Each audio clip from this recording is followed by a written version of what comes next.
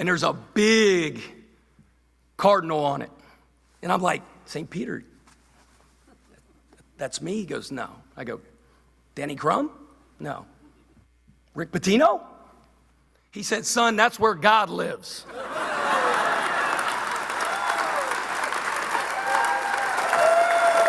And late this afternoon, right now here at 5 on WHAS11 News, U of L has a new head basketball coach. You see him there, the second in 2 years. Pat Kelsey grew up just up I-71 from Louisville and Cincinnati.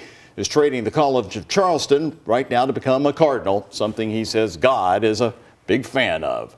Well, Kelsey introduced just after 3:30, honoring the fired coach Kenny Payne and praising both Denny Crum and Rick Pitino during his announcement. Hello, everybody. Thanks for joining us for our coverage. I'm Doug Proffitt. And I'm Shay McAllister. Kelsey said the most three important things in his life are faith, family, and now Louisville basketball. Our sports team is at the U of L Practice Center, where they got the first look at the head coach, who understands he's got a really big job ahead of him. It's a big one, and we're joined by Ken Spencer and Mason Horodisky live. And Kent, the U of L president said, I believe we got this one right. How important was that statement?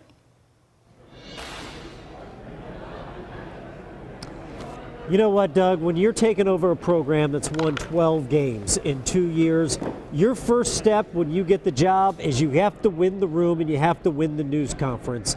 And Pat Kelsey certainly did just that.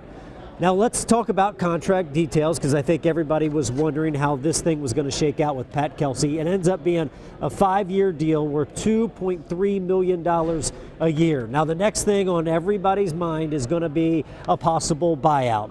If a change happens, whenever that change may take place, Kelsey will be owed 95% of whatever's remaining on the contract. And Mason, Dr. Kim Schatzel on the podium this afternoon said they were looking for best coach, best fit, and they believe they got this right. They think that they knocked this one out of the park. And I mean, if you judge by just the energy that Pat Kelsey brought to the table up on that podium, exhausted. I'm tired talking about it. I mean, it was like going through a church sermon. You heard the bit about St. Peter's right there at the top of our show. But at the end of the day, winning the press conference, it's great. It's the first thing, like you said, you need to do in a program that is as down bad as Louisville is right now. But you also have to win, and that, of course, is going to start maybe taking place a little bit more next season and then in the offseason. But at the very tenet of why this program has struggled the way it has is that it seems like it's lost its way of culture. And to Pat Kelsey, he broke down the tenets of what his culture is.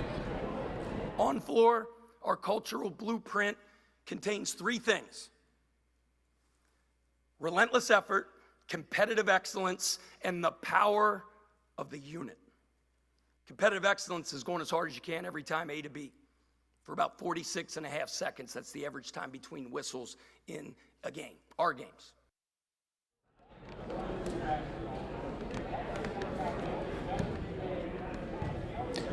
Now comes that was the fun part, obviously, the press conference. Now comes the difficult part. Louisville only has 3 players remaining currently on their roster, 10 of them in the transfer portal as we speak. On top of that, Pat Kelsey has to bring back some sort of coaching staff, whether that's his guys at Charleston, whether that's his guys at whoever he thinks bringing in. The tough part starts now. You got to build a roster, and you got to build a staff. Obviously, there's a lot of work to be done. Pat Kelsey is going to go across the street at a donor gathering over at Denny Crum Hall, so he's already starting the work-in process.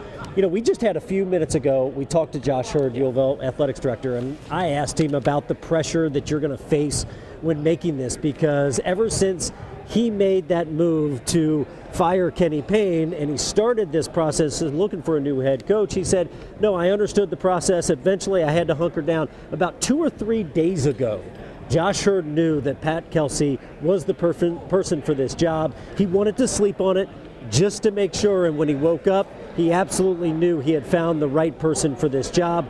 Only time will tell, but Pat Kelsey is off to a very good start as the Cards' new head coach. Doug, Shay?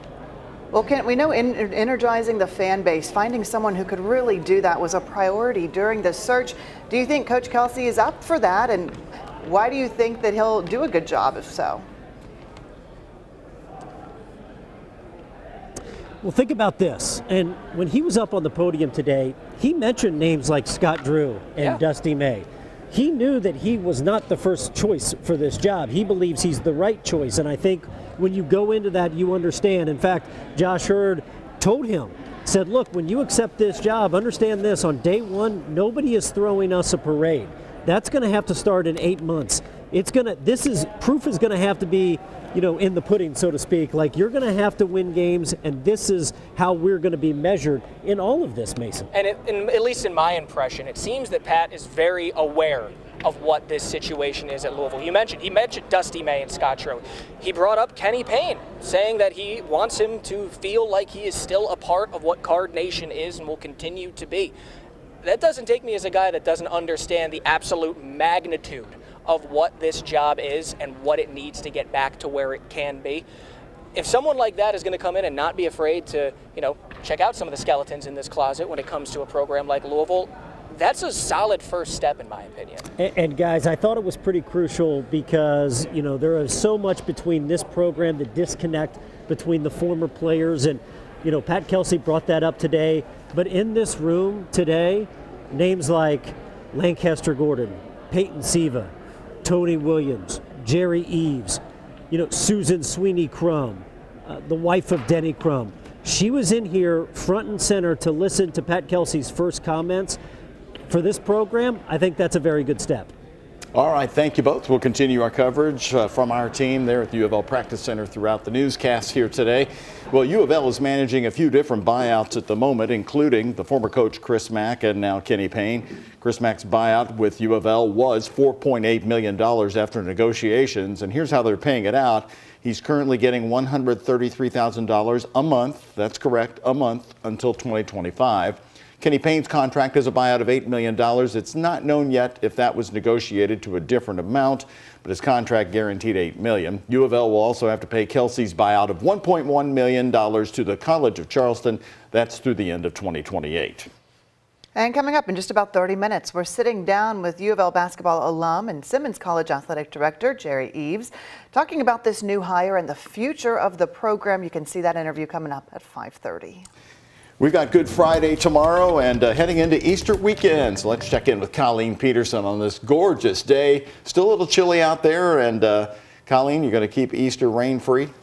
Well, there's a chance of maybe an isolated storm, but the good news, it's not going to be a washout. I would not cancel any plans. So Sunday morning looks mostly dry into the afternoon. A fire-up storm is possible. Right now, we are seeing some blue skies out there. Temperature is still a little chilly today, but it's starting to feel really comfortable as we just broke to 60 degrees here in downtown. We're at the 58 in Bowman, 58 in the E-Town. So over the next few hours, we're going to stay in the low 60s. Overnight tonight, it was cold this morning. We were below freezing in a lot of spots. Tonight, we are actually staying in the 40s, about 10 degrees warmer tonight. We have that west-southwest wind really going to start to bring in those warmer temperatures, bringing us to a high of 70 degrees tomorrow. Beautiful sunshine in store, maybe a few clouds intermixed throughout the afternoon, but overall, it is going to be a perfect setup for Friday, so plan anything you can outdoors tomorrow. We're going to have a little bit of a change. That high pressure is going to move away, which is what's bringing us such beautiful weather for your Friday. Saturday, mostly sunny, but we'll start to see a few clouds, maybe an isolated shower. And then for your Easter forecast on Sunday, we are seeing that chance of maybe a few isolated storms. And we're also taking that next look of a chance of severe weather to kick off next week. I'll have the latest information and time out that forecast model closely coming up. Doug, Shay. Colleen, thank you. More of the top headlines of today. The JCPS Chief Operating Officer says he was unfairly shut out of Tuesday night's big school board meeting. Dr. Rob Folk says the auditing company Prismatic made several false claims and now he wants to refute them. Travis Breeze is here now with some of those claims. Some of the things he wants to get out today, Travis. Well, Shay, this is not an official JCPS response to the full audit. This is a letter that Rob Folk sent to the school board Wednesday morning, sharing his views of how it went. Folk took over as interim chief operating officer in October, and he says they've already done several of the things that are mentioned in the audit. If we were coming in 2 years ago to the district, we would have said, y'all need to get some technology. Dr. Tasha Prieto of Prismatic Services taking shots at JCPS Tuesday night. The district has told Prieto it's considering more changes to start times and routes. She took that to mean there is more work that could be done before making the decision to cut magnet and traditional school busing. It's an entire system where moving one or two pieces can have a huge impact. It doesn't require dismantling the entire thing and starting over. In a letter to board members Wednesday, Dr. Folk said, "The assertion that we can trim around the edges at lost instructional time is an insult to the work that all of us has done since the beginning of the school year." Dr. Folk also wrote he was frustrated that he and the transportation director only got in 12 words during the meeting, which were warning the board they are already 3 weeks behind. Folk had a presentation he was ready to present, but before he could begin, I'd like to make a motion. The motion was made to table the vote. One board member said over text Thursday that Folk should have been able to present, and they hope to hear from him before April 16th. Dr. Prieto also insinuated that JCPS needs to further look at driver pay to help with hiring. Folk says they've already done that, and they have already compared their pay to surrounding counties. In the studio, Travis Breeze, WHAS 11 on your side. All right, Travis, thank you very much. New here at 5, we're awaiting the passage of a resolution that would create a task force to study JCPS and consider the benefits of splitting up that district. And we're talking tonight about House Resolution number 81. Republican lawmakers in Frankfort are telling our Isaiah Kim Martinez at the Capitol today that they do expect to pass it. The committee will be made up of lawmakers, educators, and members of the public to evaluate how JCPS governs. This comes after that damning audit accusing the district of poor communication in the rollout of the transportation plan on the first day of school last August.